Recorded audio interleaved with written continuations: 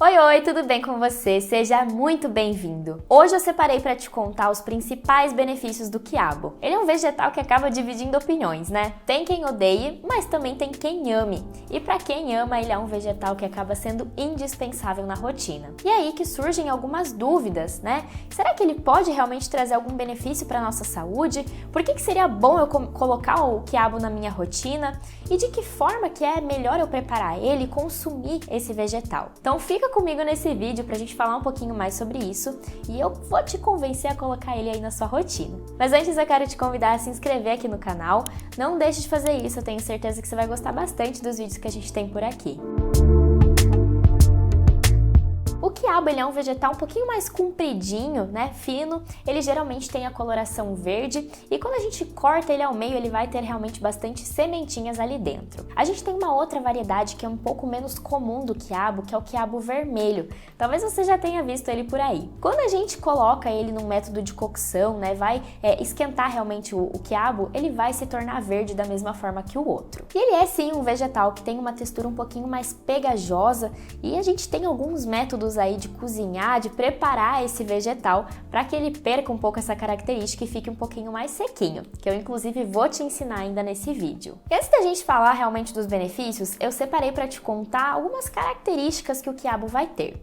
Então eu peguei uma porção, uma referência de 100 gramas de quiabo. Nisso a gente vai ter aproximadamente 31 quilocalorias. A gente vai ter ainda 7 gramas de carboidratos, sendo que disso a gente tem 3,2 gramas somente de fibras. A gente tem ainda 2 gramas de proteínas e de gorduras é uma quantidade muito pequenininha que é praticamente nada. E o primeiro benefício que eu separei para te contar hoje é sobre a capacidade do quiabo ajudar a reduzir os níveis de colesterol no nosso sangue. Algumas pesquisas mostram que ele vai ter um composto dentro dele que lá no nosso intestino vai se ligar ao colesterol. Essa substância que a gente encontra no quiabo, ele é semelhante a um gel que é chamado de mucilagem. Então ele se liga lá no nosso intestino ao colesterol e acaba saindo junto com as nossas fezes.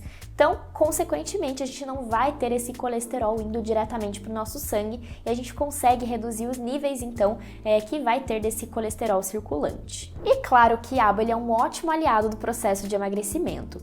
Por essa característica de ele ser baixo em densidade energética, né? Ou seja, numa quantidade grande você vai ter pouquíssimas calorias, ele também tem bastante fibras, o que ajuda a te dar uma saciedade muito maior. São duas características que a gente busca durante o processo de emagrecimento, porque ninguém quer passar fome, né? Até mesmo não é o objetivo. Então a gente procura alimentos que vão te dar uma saciedade maior, né? Então as fibras vão ser responsáveis por isso, mas que ao mesmo tempo tenham poucas calorias. Então o quiabo ele se encaixa perfeitamente nesse sentido. E o consumo frequente do quiabo pode ajudar na prevenção de doenças crônicas. Então ele tem diversos compostos bioativos, principalmente um de uma classe chamada polifenóis, que já foram comprovadamente relacionados à prevenção do aparecimento desse tipo de doença, como é o caso, por exemplo, da diabetes e da hipertensão. Então, em algumas pesquisas a gente já vê que o consumo do quiabo ele vai diminuir a absorção de toda a glicose, né, desse carboidrato muito refinado a nível intestinal. Então, a gente não vai ter isso sendo levado para o nosso sangue e, consequentemente, vai ajudar a manter os níveis mais estáveis. E dentro desse vegetal a gente tem alguns compostos que eles já foram comprovados pelo seu potencial anticancerígeno. Um desses compostos se chama lectina, que está sendo muito estudado tanto na prevenção quanto no tratamento do câncer. É lógico que a gente ainda precisa de mais pesquisas e a gente nunca vai deixar de lado aquele tratamento convencional contra o câncer. Mas, gente, comer o quiabo na nossa rotina é uma coisa tão simples e tão fácil que não custa a gente tentar. E o quiabo ele é um vegetal para ser acrescentado na dieta das gestantes. A gente sabe que principalmente no primeiro trimestre está acontecendo a formação ali do tubo neural, que a gente chama, que faz parte do nosso sistema nervoso.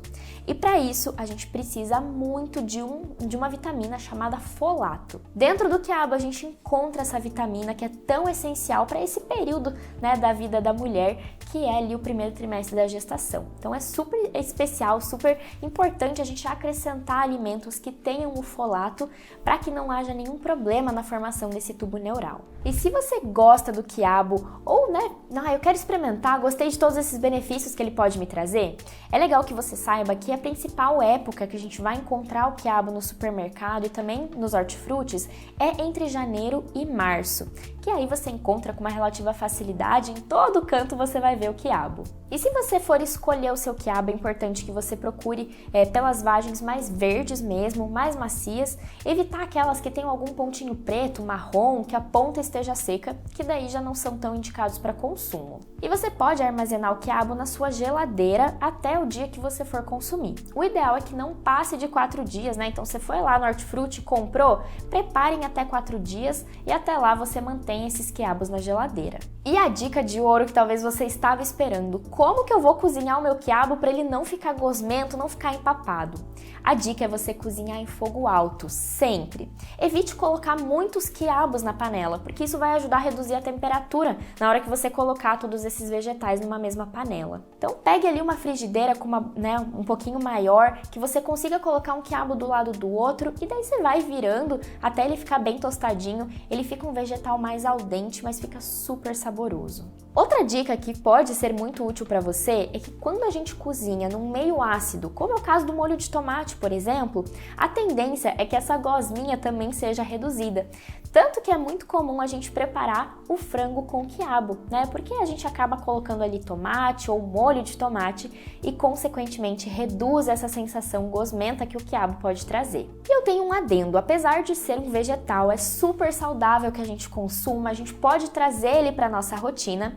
Se você tem a tendência a desenvolver tanto pedras nos rins ou então pedra na vesícula, o ideal é que você não consuma o quiabo numa frequência tão grande e nem uma quantidade muito grande. Isso porque dentro dele a gente tem um composto chamado oxalato, que vai ajudar na formação desse tipo de pedra, né, que a gente chama de cálculos.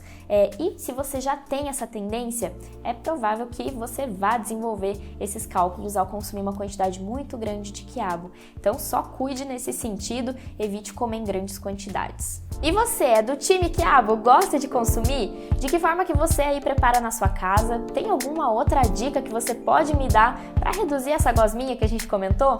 Então escreve aqui nos comentários, eu vou adorar saber um pouquinho mais. E não deixe também de curtir esse vídeo, que assim eu sei que você gostou. Eu espero você então nos próximos vídeos. Tchau, tchau!